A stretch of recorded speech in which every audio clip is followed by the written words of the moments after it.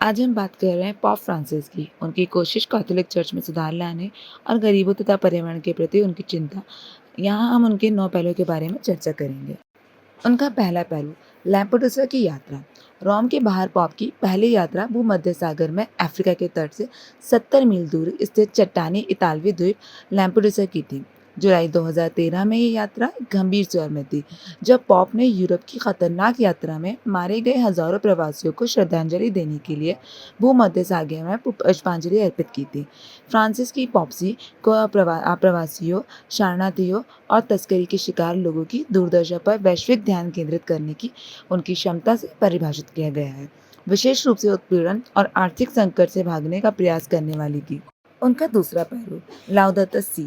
Francis के दूसरे विश्वव्यापी पत्र से जलवायु परिवर्तन बहस पर चर्च की स्थिति की पेशकश करने की उम्मीद थी, लेकिन उन्होंने उससे कहीं अधिक किया।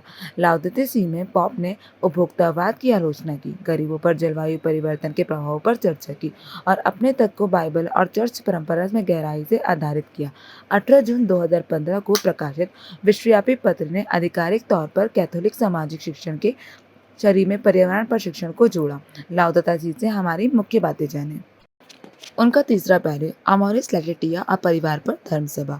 अपने प्रेरित उपदेश अमोरिस लैटिटिया या प्रेम का आनंद में फ्रांसिस ने पारिवारिक जीवन की जटिलता को अधिक से अधिक पहचानने का आह्वान किया और तलाकशुदा और पुनर्विवाहित कैथोलिकों को यूचरिस्ट प्राप्त करने की अनुमति देने का द्वार खुला छोड़ दिया। तलाक और पुनर्विवाह पर अनुभव को विवेक की एक विस्तारित अवधि द्वारा आकार दिया गया था, जिसमें 2014 और 2015 में 2 उच्च प्रोफाइल धर्मसभाएं शामिल थीं। उनका चौथा पहलू, मैं कौन होता हूँ न्याय करने वाला। पॉप फ्रांसिस ने अपने पौंतव के 4 महीने बाद ही रोम के लिए उड़ान भरते समय पत्रकारों से कई महत्वपूर्ण मुद्दों पर सवाल पूछे। उन्होंने चर्च से महिलाओं के साथ साथ तलाकशुदा और पुनर्विवाहित कैथोलिकों के बारे में भी बात की। हालांकि विमान में प्रेस कॉन्फ्रेंस की सबसे चर्चित पंक्ति इस सवाल के बाद आई कि क्या वेटिकन में समलैंगिक लॉबी है। फ्रांसिस ने कहा, मैं अभी तक वेटिकन के किसी ऐसे व्यक्ति से नहीं मिला हूँ जिसके पहचान पर समलैंगिक लिखा हो। अगर कोई समलैंगिक व्यक्ति ईश्वर की उत्सुकता से खोज कर रहा है तो मैं कौन होता हूँ जो उसका न्याय करूं। उनका पांचवा पहलू, दया का वर्ष। सेंट पीटर स्क्वायर में अपने पहले संबोधन के बाद से ही दया फ्रांसिस के मंत्रालय में एक केंद्रीय विषय रही है। उनके पौंतव के दूसरी वर्षगांठ पर फ्रांसिस ने दया की असाधारण जयंती की घोषणा की, जो 8 दिसंबर 2015 से 20 नवंबर 2016 तक चली।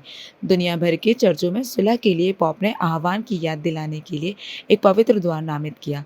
हर महीने फ्रांसिस ने एक उदाहरण के रूप में दया का कार्य किया, जैसे कैदियों और उनके परिवारों को मास में आमंत्रित करना और पूर्व वेश्याओं से मिलना। उनका छठा पहलू, महिला डिकन।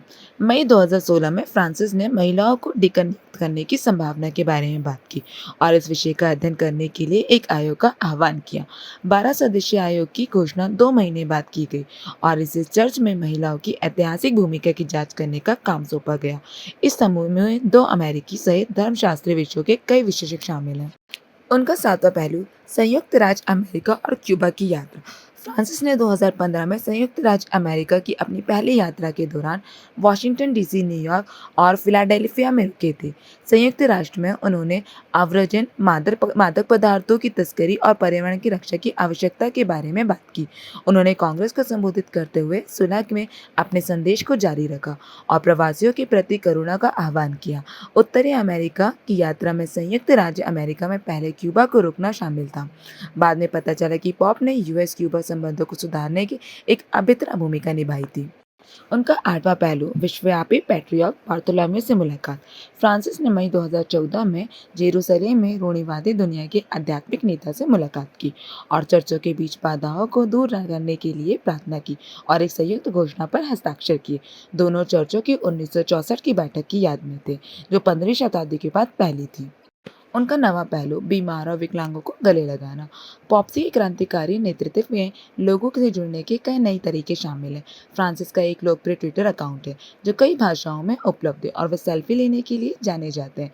नवंबर 2013 में एक आम सभा के दौरान फ्रांसिस ने न्यूरोफाइब्रोमैटोसिस नामक त्वचा की विकृति के पीड़ित एक व्यक्ति को गले लगाया। वायरल हुई तस्वीर में यीशु द्वारा कुष्ठ रोगियों को गले लगाने की झलक मिलती है और ये विकलांग लोगों तक पहुंचने वाले पॉप के कई उदाहरणों में से एक है। पॉप फ्रांसिस के सबसे महत्वपूर्ण कार्यों को 9 पहलुओं में रखा जा सकता है, जो उनकी चिंताओं को दर्शाते हैं और दुनिया का ध्यान